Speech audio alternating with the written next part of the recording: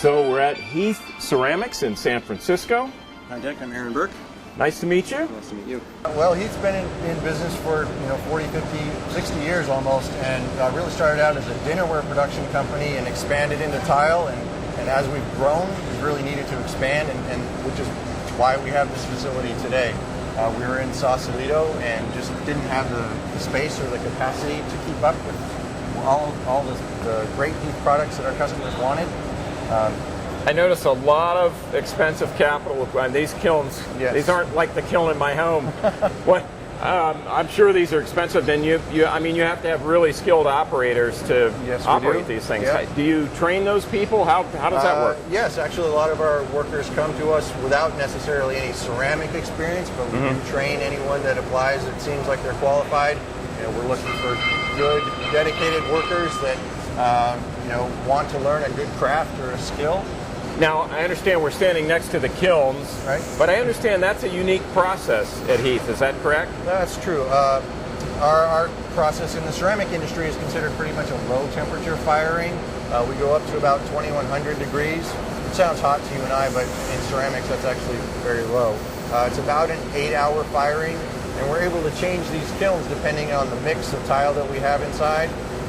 We have very sensitive glazes, so if we have a lot of manganese in there, we can lower the temperature because that clay body does better at lower heat. If we have an all-white kiln, we can increase the temperature, and those glazes in that body come out much better when we fire it a little hotter.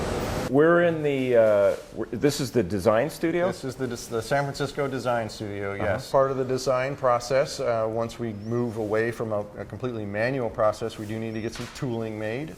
So that's where the CAD drawings come in, so that we can get both a bucket that would go on a machine and some sort of a forming tool, whether it be a profile tool or a roller tool that will go on a machine to make these little candle holders that we have. Hi, Tom. How are you? Good to see you. Nice to meet you too. Ceramics looks to me like this was really the first 3D manufacturing, right? Everybody talks about additive manufacturing, but looks like this has been around for years. What do you think? I think it's been around more than years. It's like thousands of years. And then, so the process of making ceramics has been starting out like so many years ago. And the way we're doing it in the studio nowadays is slightly different, but not very different compared to the old days. So I think that is a really primitive art form. A young person who might be in school, what advice might you give them if they think they might want to do something like this? I think that is the most important. You can't force yourself to do something you're not interested on. So find something inspire you and then stick with it and then start learning.